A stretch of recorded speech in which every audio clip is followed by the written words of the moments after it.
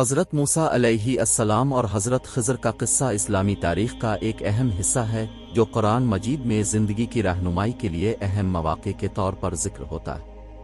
یہ قصہ ایمانی، علمی ہے جو ہمیں انسانیت کے قیمتی اصولوں کو سمجھنے کی راہ دکھاتا ہے۔ آئیے اس قصے کو ایک اور روشنی کے ساتھ جانیں اور اس کی آموزشوں سے محظوظ ہوں۔ موسیٰ علیہ السلام کا خدا کی طرف سے فرمان۔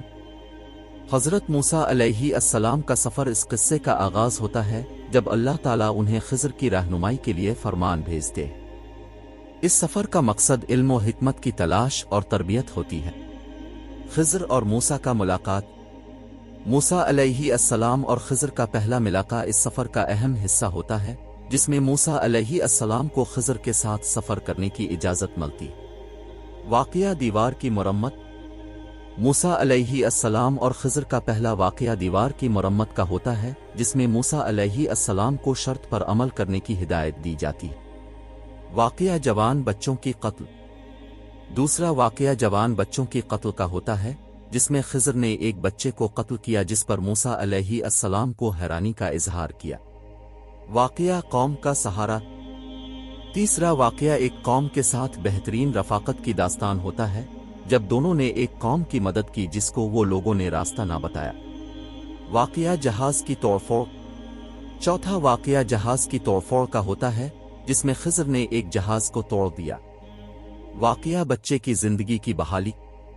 پانچواں واقعہ ایک بچے کی زندگی کو بحال کیا جاتا ہے، جس سے موسیٰ علیہ السلام کو حیرانی ہوتی ہے۔ آخری واقعہ احکام کی تفسیر۔ آخری واقعہ، جس میں خضر نے موسیٰ علیہ السلام کو احکام کی تفسیر سکھائی، جو ان کی طالب علمی کی اہم مراحل میں سے ایک تھا۔ یہ واقعات خضر اور موسیٰ علیہ السلام کے سفر کے اہم حوادث ہیں جو ان کی تعلیمی سفر کی زندگی کی اہم مراحل ہیں۔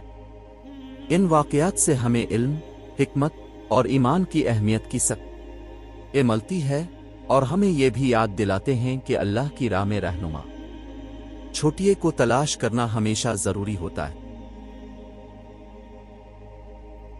Subscribe to our channel for exclusive content, expert insights, and regular updates on.